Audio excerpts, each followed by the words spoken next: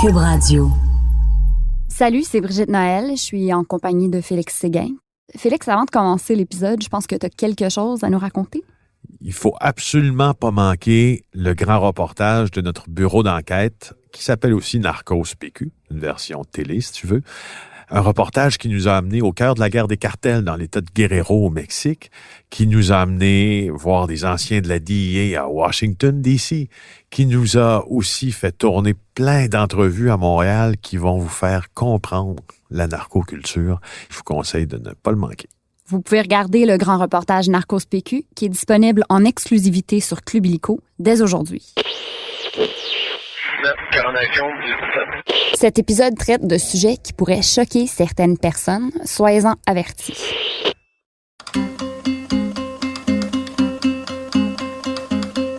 La dernière fois où on a effectué une saisie aussi importante d'héroïne, ça remonte à 2014. Alors, nouvelle saisie de drogue. 80 000 doses d'héroïne. Cette présence accrue de fentanyl. Les cartels de la drogue mexicains sont très bien implantés à Montréal. Je m'appelle Brigitte Noël, je suis journaliste au bureau d'enquête de Québecor. Et moi, je m'appelle Félix Séguin, puis je suis journaliste au même endroit. Saviez-vous que le Québec est la terre d'accueil de plusieurs des plus gros trafiquants de la planète? Savez-vous qui ils sont? Narcos, PQ. C'est là qu'on va les découvrir.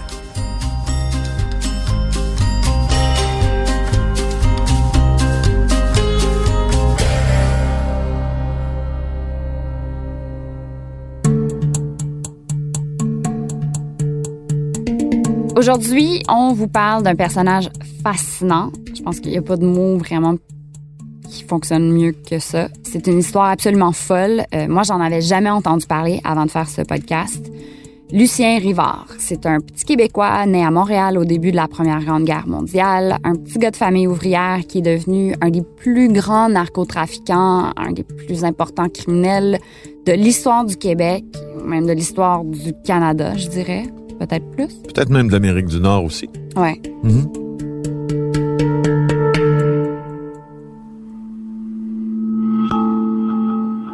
Donc, Lucien Rivard, il est décédé en 2002. C'était un homme très discret. On le connaît très peu, mais il a été impliqué dans des événements majeurs, puis ces événements-là ont vraiment marqué l'histoire.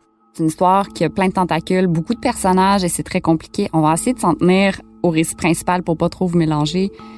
Le récit principal étant Lucien Rivard, un des plus grands narcotrafiquants de l'histoire de l'Amérique du Nord, qui a trafiqué pour des milliards de dollars d'héroïne, qui a joué un rôle primordial dans la célèbre French Connection, qui s'est évadé de prison de façon spectaculaire et qui aurait peut-être été impliqué dans la mort de JFK.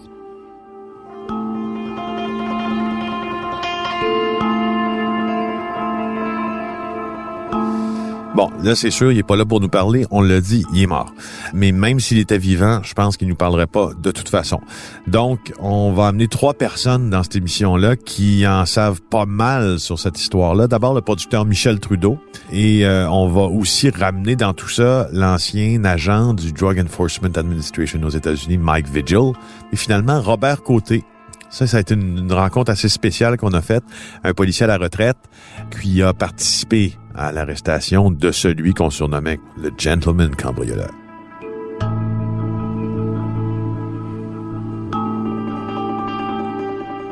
Michel Trudeau. Je suis à l'origine psychologue, mais je suis producteur aussi d'émissions de fiction télévisée. Michel Trudeau, c'est donc le producteur de séries à succès comme Unité 9, District 31, Rupture, plein d'autres. Il est le conjoint et partenaire d'affaires de Fabienne Larouche. Il n'a jamais connu Lucien Rivard personnellement, mais il est tout de même devenu, je dirais, obsédé par son histoire. Obsédé parce qu'il en a fait un film, Le piège américain, qui est sorti en 2008, puis un documentaire intitulé La vérité, toutes les vérités sur Lucien Rivard, qui a été diffusé la même année. On l'a donc invité en studio pour qu'il nous présente toutes ces vérités. Lucien Rivard. Oui. Comment est-ce que ce nom-là est arrivé sur votre radar? Pourquoi est-ce que vous êtes intéressé à ce personnage? C'est un enchaînement de hasards. On remonte peut-être en 2003-2004. Je lis un roman policier qui s'appelle American Tabloid de James Ellroy. Puis il y a un personnage là-dedans qui s'appelle Pete Bondurant, qui est un francophone, un Québécois, qui est mêlé à l'affaire Kennedy, c'est-à-dire à l'assassinat de John Kennedy. Puis là, je me dis, c'est bizarre, c'est un Québécois, pourquoi il a mis un Québécois là-dedans?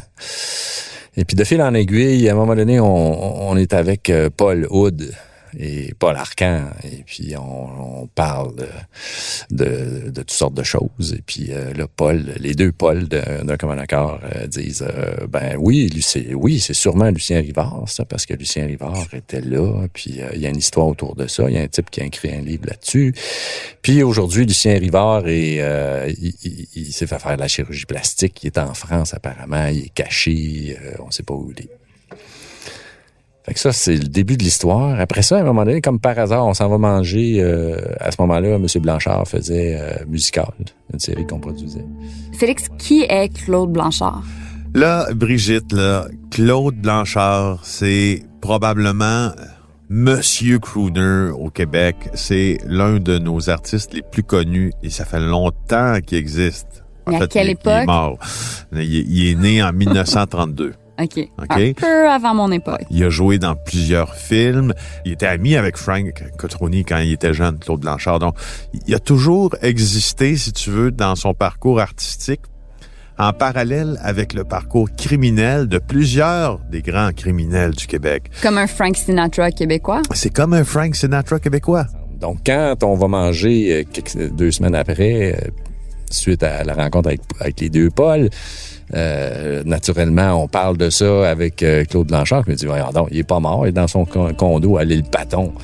Puis il dit, ça fait des années qu'il est là. Alors, c'est comme ça que là, on s'est dit, quel personnage intriguant. Il y a toutes sortes de témoignages, toutes sortes d'informations qui viennent au sujet de ce bonhomme-là, dont on sait rien, à peu près rien. When I was with DEA, I started to look at. Donc, Mike Vigil, qui, je le rappelle, a infiltré les plus grands cartels du monde, a supervisé les opérations internationales de l'Agence antidrogue américaine, dit qu'il a dû étudier tous les grands criminels de l'époque et que Rivard était un des personnages les plus importants et fascinants, qui avait non seulement été narcotrafiquant, mais qui avait aussi géré des casinos, fait le commerce d'armes. Alors, c'était vraiment quelqu'un qui devait étudier parce que ça le permettait de mieux comprendre la criminalité nord-américaine. Well, keep in mind that Rivard was very well known. Donc, il dit que c'est un personnage majeur dans le trafic d'héroïne. J'insiste, je souligne, un caractère gras, 3 fois. Major player in the heroin trafficking, throughout Canada. He was actually the number 1 man in that trade. Numéro 1 dans ce commerce-là et partner de Giuseppe Cotroni. Alors, M. Cotroni, provenant du clan Cotroni, c'était les chefs de la mafia avant que les Siciliens prennent le pouvoir. Donc, c'était des Calabrais et eux régnaient sur la ville. Ils étaient intensément dans la corruption politique, l'organisation d'élections. Tu sais, c'était l'époque de la Grande Noirceur aussi. Faut bien le mentionner quand ils étaient là. En partie, en tout cas, au début de leur règne. Et ils tiraient les ficelles du pouvoir à Montréal, comme ils tiraient les ficelles des affaires criminelles également. Et Lucien Rivard baignait là-dedans, c'était son réseau, ça. Big time.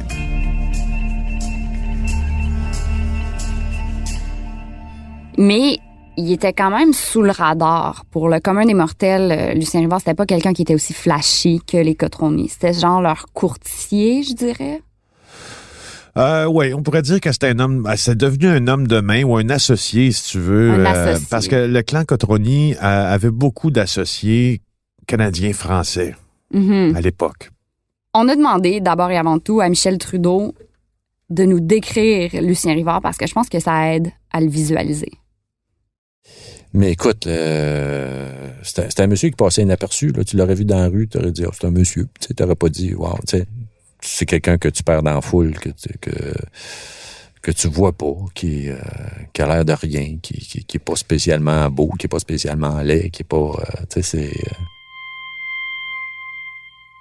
Lucien, c'est un petit gars qui est né dans Villeray, qui était d'une famille nombreuse, mais qui c'était pas une famille riche nécessairement, mais c'était un aventurier. Il cherchait des émotions fortes, mais il voulait toucher à toutes sortes de choses. Puis en vieillissant, il s'est approché du crime organisé de l'époque, qui était surtout italien.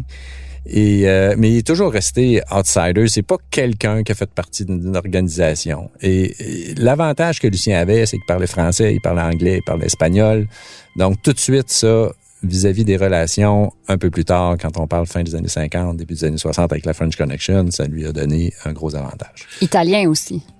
Oui. Parlait. Donc, il passe de petit voleur et après ça à grand narcotrafiquant quand il s'implique avec la French Connection. Dis-moi un peu comment il a commencé à naviguer dans les importations d'héroïne avec les Corses, parce que ça, c'est une histoire qui est typiquement québécoise, parce qu'il y a beaucoup de Québécois d'impliqués dans ça, dont lui principalement, mais c'est une histoire dont on a parlé à travers toute l'Amérique. La French Connection, c'était énorme. La French Connection, ça s'appelle la French Connection parce que c'est parti de Marseille. C'est une alliance entre le crime organisé américain, la mafia sicilienne et les Corses, et aussi les services secrets français, pour introduire de la drogue aux États-Unis via entre autres, ils prenaient la drogue, ils la mettaient dans des autos, puis ils faisaient venir aux États-Unis, puis c'est comme ça, ils ont importé des sommes considérables de drogue aux États-Unis. La French Connection. Et c'était de l'héroïne. Ouais. Oui. Mais il y avait besoin de francophones, justement, parce que pour faire du commerce avec c'est que, Marseille. Tu te replaces au niveau des années 40, le crime organisé, c'était, après la prohibition, l'alcool, c'était plus ça. Il y avait le jeu, il y avait la prostitution. Mais rapidement, avec la découverte d'héroïne, puis des effets, puis la cocaïne était déjà là depuis un bout de temps, mais ils se sont dit, on peut faire un commerce avec ça, puis c'est très payant. C'est comme ça que la mafia sicilienne a vraiment émergé au niveau mondial. Alors que la mafia, avant, dans ses règles ancestrales, c'était prohibé pour les jeunes meneurs de toucher au commerce des narcotiques. Dans le fond, la French Connection, ça désigne presque la totalité des acteurs qui ont pris part à l'exportation d'héroïne aux États-Unis. Puis ils ont pu avoir un pipeline d'héroïne assez important pour inonder le marché nord-américain. 20 tonnes d'héroïne par an aux États-Unis. Grâce au French Connection. Grâce à la French Connection. Mais d'ailleurs, dis-moi, je pense que il y a aussi un bon lot d'héroïne qui est arrivé dans le port de Montréal. C'était pas direct. Les routes, c'était pas nécessairement directement vers les États-Unis. Le port de Montréal, il y a eu apparemment une barge qui est passée par les îles de la Madeleine, qui est partie de Montréal, par les îles de la Madeleine, qui est descendue dans le sud. C'est pas clair parce qu'il y a toutes sortes de témoignages, mais c'est un peu comme aujourd'hui, aussitôt qu'il y avait une route qui était plus intéressante puis moins surveillée, ils la prenaient. Il y avait l'héroïne qui venait des pays comme par exemple l'Afghanistan, c'était déjà ça. Mais il y avait l'héroïne aussi qui venait du Triangle d'Or, c'est-à-dire du Vietnam, Cambodge. Thaïlande. Donc, dans les années 1950, il s'est exilé à Cuba. On peut pas vraiment parler d'exil pour Lucien Rivard parce que c'est pas une... L'exil implique que ça soit forcé, mais enfin, il coupe, disons, les liens avec l'Amérique pour aller sur l'île et puis va commencer à devenir un exploitant de casino. Mais c'est pas de son propre chef qui va faire ça. C'est évidemment la mafia qui va lui demander d'aller s'occuper de ces affaires-là parce qu'il en avait la capacité. Puis il était capable de le faire. Sauf que ça va très mal se terminer, cette histoire-là. Mais à Cuba, il continue son commerce d'héroïne. Tout à fait. On dit même que pendant qu'il est à Cuba, il est responsable pour à peu près 75% de l'héroïne qui est transportée vers l'Amérique du Nord par la French Connection. Et donc, il y a un double rôle à ce moment-là. Il fait fructifier l'argent des criminels parce que c'est l'argent des criminels qui se retrouve pompé par les casinos cubains, d'une part. Puis d'autre part, y a-tu vraiment le meilleur des rôles? T'as de l'argent à blanchir, puis t'as la French Connection qui t'approvisionne en héroïne. Donc, tu sais, t'es le premier banc dans l'église, là, comme disent les policiers souvent.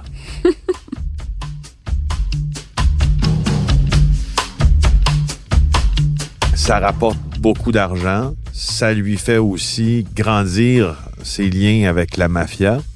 Sauf que là, il y a un souci à un moment donné.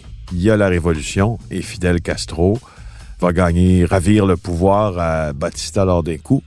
Tout le monde, à ce moment-là, c'est take the money and run. Tout le monde veut fuir Cuba parce qu'ils savent que ce qui les attend, c'est l'assassinat ou c'est un procès sommaire fait par une justice instrumentalisée par le pouvoir. C'est la peine de mort ou finir sa vie dans une prison cubaine qui, dans un cas comme dans l'autre, n'est pas un avenir intéressant. Non. Alors, Lucien Rivard, criminel futé, payait déjà, lui, 20 000 $ par mois environ à Batista. Pour continuer d'opérer ces trucs, parce que Batista est évidemment corrompu. Semble-t-il qu'il payait Castro aussi, un peu moins d'argent. C'est possible. Alors, bref, il est presque assassiné, puis là, il est emprisonné à Cuba. Parce qu'il était resté un peu plus longtemps, parce qu'il voulait s'arranger pour faire sortir l'argent. Parce que la révolution s'est passée un dimanche, puis lui, il avait besoin d'attendre le lundi pour que les banques ouvrent. Pour que les banques ouvrent, ça lui prenait l'argent. Il a attendu un peu trop longtemps. Il a été emprisonné. Et selon les sources de Michel Trudeau, la personne qui va le faire libérer de Cuba, ou qui va intercéder, si tu veux, en sa faveur, est nul autre que Jack Ruby, l'homme qui a atteint mortellement Lee Harvey Oswald à sa sortie du commissariat de police de Dallas au lendemain de l'assassinat de John F. Kennedy. Fait que Jack juste Ruby... là, tu te dis, wow, l'histoire vient de prendre une tournure démentielle. Fait que le premier indice qu'il y a un lien entre Lucien Rivard et les gens qui sont liés à l'assassinat de JFK. Ouais, disons que c'est la première piste.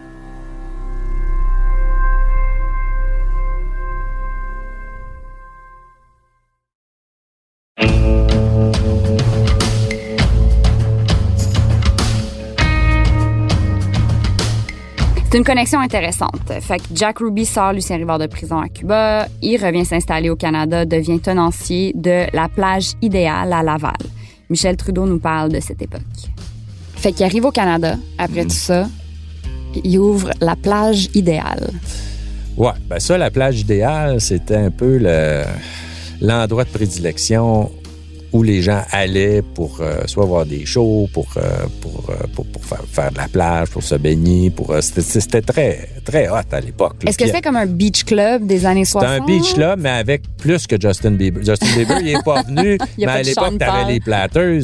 T'avais... les Platters, quand même. Hein? Oui, les Platters allaient là. T'avais plein d'artistes. Claude Blanchard, c'est sûr, toute cette gang-là était là. Mais t'avais aussi Frank Sinatra. T'avais des grosses vedettes américaines qui allaient chanter. Good Old Boys. Good Old Boys. Est-ce que c'est encore là aujourd'hui? Non. Non. En fait, le policier à la retraite Robert Côté et ses amis avaient pris l'habitude de fréquenter la plage idéale sans savoir que Lucien Rivard en était le propriétaire. Voici Robert Côté. Poste 11, c'est la rue Scherer. On était 3 ou 4 célibataires, policiers célibataires. J'avais 22 ans, il en avait 20 ans. Là. Les journées bien chaudes d'été, là, on finissait le matin à 8 heures.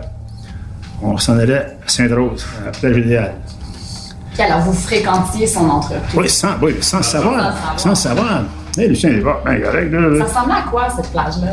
C'était immense. Il semble que c'était immense. Il y avait un restaurant, il y avait un bar, évidemment, il y avait un restaurant. Et puis, l'eau devait être polluée au coton.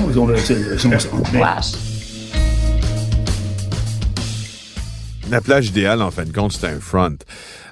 Lucien Rivard continuait à amener tous ses trafics. On sait qu'il n'était pas dans un seul trafic, une seule forme de trafic. Il n'y avait pas que l'héroïne, il y avait d'autres trafics. Sauf qu'il a mené ses affaires tellement discrètement que ça lui a quand même permis de continuer. Mais en 63, il s'est fait vraiment pincer pour la première fois. C'est Mike Vigil qui va nous raconter comment ça s'est passé.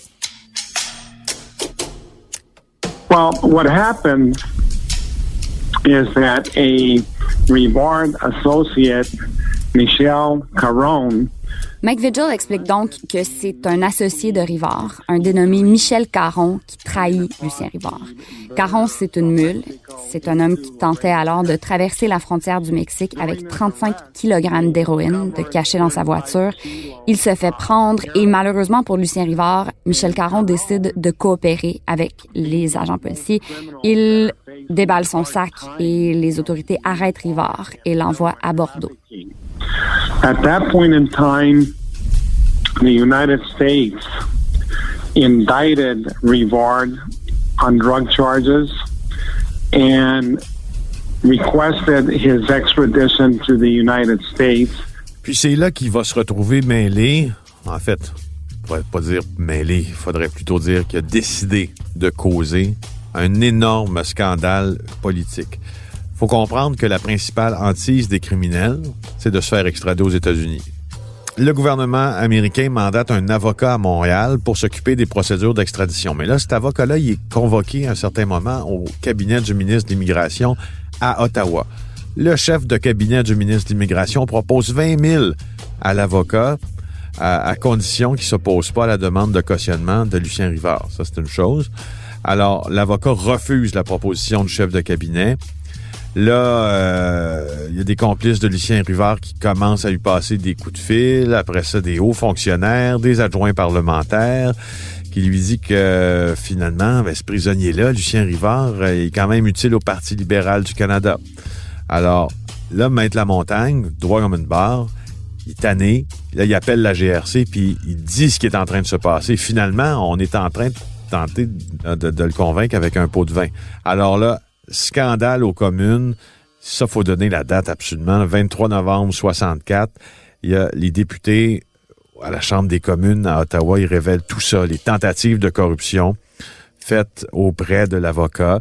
Alors, c'est un scandale politique, ça éclabousse tout le monde. Le ministre de la Justice, Guy Favreau, va créer une commission d'enquête à ce moment-là pour faire la lumière là-dessus. Ça sera tellement nocif pour Guy Favreau que finalement, il va être obligé de démissionner. Attends, je veux juste voir si je peux le résumer. Il a fait aller son réseau s'est activé, puis ils ont essayé de convaincre l'avocat qui est en charge de l'extradition d'accepter des pots de vin puis de juste laisser mourir l'affaire. Et là, ces gens au placé-là, ils étaient liés à Guy Favreau, mais Guy Favreau savait pas nécessairement que ses collègues étaient en train de... C'est ça, Guy Favreau savait rien de ça, mais je veux dire, c'est lui qui paie le prix politique quand même. C'est ça. Toujours comme ça. Un prisonnier, tu sais, à Bordeaux, a eu la tête du ministre. Wow. C'est lourd. C'est lourd.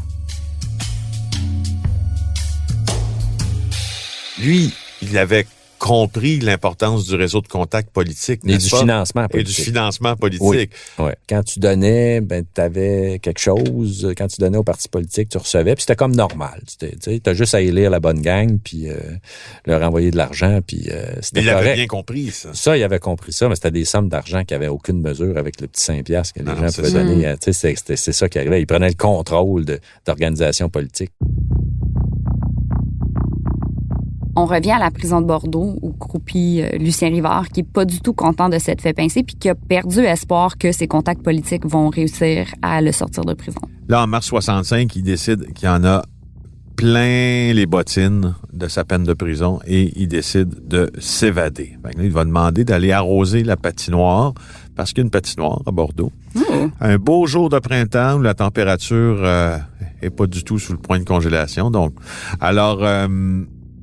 avec le boyau, on raconte qu'ils ont réussi finalement, le boyau avec lequel ils devaient arroser la patinoire, ils ont réussi à se hisser de l'autre côté de la palissade de Bordeaux. Mais ça, c'est la version des médias à l'époque. Michel Trudeau est pas tout à fait d'accord avec ça. Pourquoi cette histoire-là a tenu, ça c'est intéressant pour des journalistes, hein? Pourquoi ça tient si longtemps, des fake news comme ça? Il n'y avait pas de fake news dans le temps, tout était vrai. mais en réalité, c'est qu'il a soudoyé les gardiens puis il est sorti par la porte. Wow! Pourquoi on sent le besoin? Entre autres, il avait fait faire une tarte aux pommes parce qu'il y a un des gardiens qui aimait la tarte aux pommes. Puis on sait tout ce que ça prend. Oui, avant de sortir, il a donné une tarte aux pommes. Selon la légende, en s'échappant, Lucien Rivard et le co-détenu avec lequel il s'est échappé ont comme détourné une voiture, un carjack, comme on dit. Ils ont donné de l'argent au propriétaire de la voiture volée pour qu'il se paie un taxi après. Gentleman quand même. Mais plus tard, on a découvert que tout le monde se connaissait. Alors, c'était vraiment un récit qui semblait, en tout cas, monter vraiment de toutes pièces. Et cette histoire-là, tout ce qui entoure cette histoire-là, c'est un des seuls moments flashy de Lucien Rivard. C'est vraiment la seule fois qu'il s'est fait connaître du public québécois. Et ça contribue à faire de lui un personnage, je dirais, fort sympathique auprès des Québécois de l'époque. Ce qui est super intéressant dans ton docu, c'est les interviews de l'époque, au départ. Moi, je trouve que ça donne toute la mesure du piédestal sur lequel on pouvait placer certains personnages. Moi, il y a une citation. C'est un gars qui dit, il devrait se lancer en politique. ouais. Ah, mais c'était brillant, ça, de faire ça. Mais encore là, on est dans les années 60. On sait que c'est l'émergence du FLQ. C'est le début du Québec qui revendique son identité puis qui revendique sa place. Aujourd'hui, c'est le contraire, là, dans le sens que c'est mal vu, même par certains Québécois. Mais à l'époque, les Québécois francophones étaient des ouvriers. Puis les exceptions, c'est où il était médecin, il était curé, où il était avocat, mais tu sais, c'était quelques exceptions. Mais le crime organisé avec Lucien Rivard de l'époque, c'est un peu aussi justement affranchi de cette c'est même... ça. Donc les gens, Lucien Rivard, c'est un héros. Ouais. C'est un petit Québécois. Puis je pense qu'il y en a un qui dit ça, je me souviens plus, mais dans le documentaire, c'est un bon petit Québécois. Un bon petit Québécois qui, lui, m'ont dit aux Anglais, là, tu sais, tu vas lui montrer aux Anglais qu'on est capable de faire des choses. Puis pendant tout ce temps qu'il est en cavale, Lucien Rivard surfe sur cette réputation. Il passe 136 jours en cavale. Il envoie des lettres aux politiciens. Il fait rire les gens, vraiment. Là, Puis Mike Vigil, lui, se souvient d'une lettre que Lucien Rivard avait envoyée à Lester B. Pearson, le premier ministre de l'époque. Et dans cette lettre-là, il avait écrit « La vie est courte, je ne vais pas la passer en prison ». Fin de la citation. Life is too short, and I don't intend to spend the rest of my days in prison. Donc, il a eu l'intelligence à ce moment-là de poster ces lettres-là à plein de gens, mais en les postant de partout dans le monde. Donc, les autorités pensaient qu'il était en cavale à l'étranger, mais il était où? Dans un chalet à Châteauguay. Et c'est là que les policiers ont réussi à le recapturer. Ça doit être notre Et c'est là que Robert Côté devient impliqué. Robert Côté, vous l'avez entendu au début, c'est un retraité de l'escouade tactique du SPVM qui était là pour l'arrestation de Lucien Rivard, un des rares policiers toujours vivants à l'avoir côtoyé. Je rappelle qu'à ce moment-là, Lucien Rivard est un fugitif. Il a l'affection populaire, mais les autorités veulent absolument lui mettre la main au collet pour l'extrader aux États-Unis. Salut, Brish, comment ça va? Va bien? Oui. Good. Vous avez ça pour le café? Oui. Bon, je viens d'en prendre un en plus. Je dois dire que pour un homme qui a passé sa vie à faire sauter des choses et à désamorcer des explosifs pendant la crise d'octobre, Robert Côté est d'une gentillesse incroyable. Au fond, il nous a raconté comment, pendant la cavale de Lucien Rivard, on l'a recruté pour aller l'arrêter. Le 16 juillet, c'est un vendredi, vers 14 heures, on reçoit un appel, encore là, une demande d'assistance. La GRC et la Sûreté du Québec, mais le dossier était fédéral. Lucien Rivard, il est considéré comme un doux, un paisible, mais on ne sait jamais. Alors, je suis convoqué, moi, à la GRC, c'est Sainte-Catherine, puis on me donne le briefing, de ça. Alors, Lucien Rivard, il est à Maple Grove, dans un chalet, et puis on va aller l'arrêter. Donc, ils arrivent sur le site, ils n'ont pas de walkie-talkie, ils doivent se parler tout bas pour surprendre Lucien Rivard, qui, lui, est couché en train de se faire chauffer la couenne. Mais il n'était pas armé, on savait il n'y avait pas vraiment d'urgence. Il était juste en maillot de bain, là. C'est ça. Donc, les policiers entrent, tout est tranquille, ils jasent, et après environ 30 minutes, ils sortent avec Lucien Rivard et son comparse en menottes. le gars, il était peut-être sympathique, il a envoyé des lettres. Au premier ministre, au solliciteur général aussi. C'est ça. Mais pour moi, c'est un bandit, c'est un criminel, un trafiquant de drogue de haut niveau. Voici Michel Trudeau. Le point intéressant de toute cette recherche-là qu'on a faite, c'est que Lucien, au début des années 70, revient après avoir purgé une petite portion de sa peine à Lewisburg, en Pennsylvanie, où il était incarcéré avec Jimmy Hoffa, ce qui est assez intéressant. Et qu'est-ce qui arrive au début des années 70? La commission d'enquête sur le crime organisé, Lucien Rivard n'est jamais interrogé à la commission d'enquête sur le crime organisé. Le criminel le plus important, probablement, de l'histoire du Québec, n'a jamais été interrogé à la commission d'enquête sur le crime organisé. Alors qu'ils auraient eu toutes les raisons de le faire, évidemment. Notre théorie, c'est qu'il y avait de la protection. Tu sais, Lucien Rivard, puis tu vas me corriger si je me trompe, là, m'apparaît d'une finesse d'esprit puis d'une intelligence remarquable. Ça, sans aucun doute. Bon, alors, si il était si fin que ça, puis si brillant que ça, savait très bien comment éclabousser et nuire à plusieurs agences si d'aventure on l'amenait devant une commission X ou Y, devant la SECO exemple ou devant... mais il aurait pu, comme ça s'est vu avant, il aurait pu l'assassiner. Mettons. Puis il dit, bon, OK, il est disparu, mais il était utile. Il était pas juste dangereux, il était utile. La mafia était extrêmement puissante parce que quand on dit 10 milliards d'héroïne en disant c'est de l'argent là, dans les années 60, là, il était très puissant. Donc, quand tu es capable d'assassiner un président américain, on peut s'imaginer à l'époque qu'est-ce que tu peux faire sur le gouvernement canadien. Ouais. Tu sais, c'est...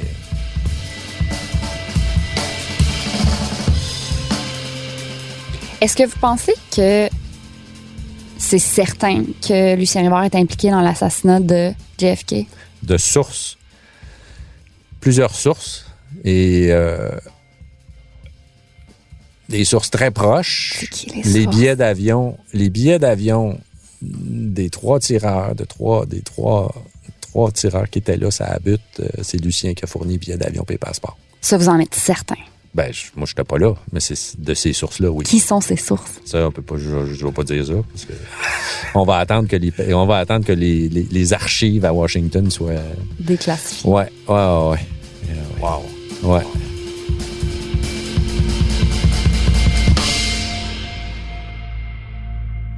Au fond, la première théorie sur le meurtre de JFK, c'est que c'est un loup solitaire qui s'appelait Lee Harvey Oswald qui l'a tué avec une carabine italienne de marque Carcano à partir du dépôt de livres de Dallas au Texas avec un angle complètement impossible puis de plusieurs coups qui n'ont pas pu toucher la cible.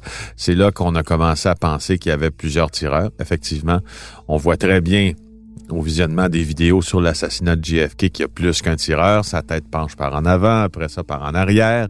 Il y a la fameuse théorie de la balle perdue à ce moment-là. Donc, tout ça devient impossible. Donc, on sait qu'il y a minimalement 2 tireurs et sûrement 3.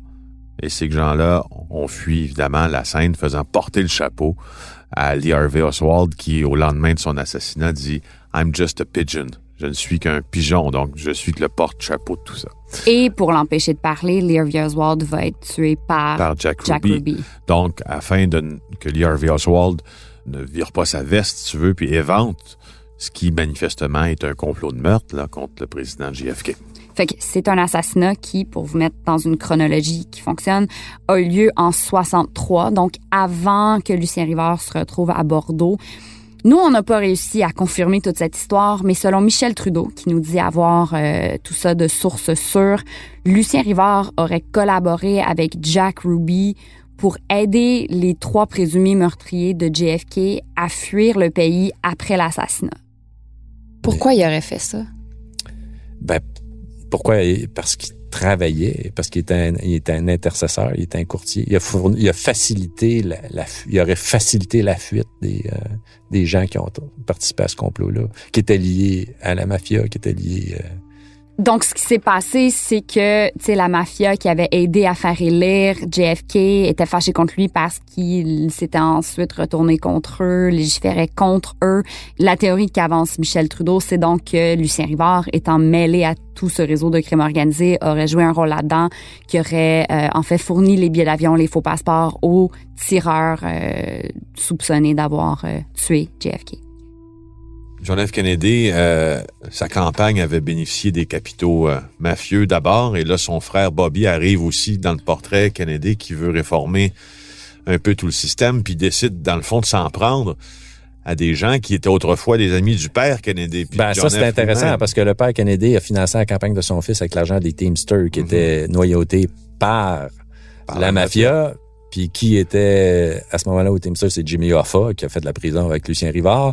Qui repassait ses vêtements. Qui repassait ses pantalons. Jimmy Hoffa, donc, un chef syndical américain très connu, qui est disparu en 75, qui n'a d'ailleurs jamais été retrouvé. C'est une grande légende américaine. Écoute, ce gars-là a fait... Je peux pas croire qu'il est... En fait, c'est comme Zelig, le film de Woody Allen, Zelig. Là, on voit Zelig partout. Ou Forrest Gump, que tu vois partout. C'est un peu ça. C'est le Forrest Gump québécois, mais intelligent. Mais t'imagines à quel point il a traversé ces époques-là importantes, puis il s'en est... C'est peut-être... Indemne. Dans le fond, c'est ça. Puis il s'en est tiré. Il est mort de vieillesse. Incroyable. Ouais. Libre. Les documents vont être déclassifiés quand? Ça devrait bientôt. 22, 23. Ah! On va marquer ça. Hein? C'était exactement la date. En autant qu'ils ne sont pas caviardés à 50%. C'est à mon agenda. Ouais. Pour de vrai? Pour vrai. Ouais. En fait, on disait 2022, mais c'est 2021. Il y en a déjà vraiment beaucoup qui sont sortis en 2017, mais Donald Trump a repoussé la date de sortie de ces documents-là, qui est à peu près la date qu'on doit tous encercler au calendrier. En tout cas, moi... On doit tous encercler au parce calendrier. que moi, l'assassinat de JFK... je pense que je lis là-dessus depuis que j'ai 8 ans, genre. Puis après ça, j'ai lu plein de bouquins sur JFK, puis je suis allé 3 fois à Dallas, puis j'ai acheté des livres de la commission Warren, puis à chaque fois que je vais à Dallas, je fais comme un genre de pèlerinage. C'est comme un peu malsain, Félix. Ben non, parce que, je veux dire, c'est le plus grand moment, c'est un des plus grands moments politico-judiciaires de l'histoire contemporaine. Mais le faire du tourisme JFK, c'est intense. Ben écoute, si tu vas à Dallas, près de la bibliothèque où JFK a été assassiné, d'abord, il y a un musée. Mais 3 fois, il y a des allé 3 fois. Oui, parce que c'est un lieu qui m'inspire beaucoup. Bon, mais dis-moi, c'est quand même... C'est drôle, j'y trouve la paix dans ce lieu-là. C'est drôle, effectivement. Mais c'est quand même surprenant qu'un personnage qui est lié à JFK, un Québécois avec une histoire aussi abracadabrante, soit si absent du folklore québécois, non? Oui, c'est drôle. Il y a plein de gens qui ont essayé de le ressusciter, mais comme c'est un personnage tellement secret, il y a pas mal juste Michel Trudeau qui a réussi à vraiment nous donner quelque chose de concret. C'est un homme discret. Il n'a rien laissé. Il a apporté une aisance à la femme qu'il aimait. Puis il n'y a pas eu d'enfant. Puis c'est tout. En 2021, quand tu vas finalement avoir accès à tous ces documents-là, est-ce qu'on peut prévoir... je pense qu'on va être à saison 3 de Narcos PQ, série spéciale sur les traces de Lucien Rivard. Ou sur les traces de JFK, parce que t'es obsédé. Parce que je suis obsédé par JFK.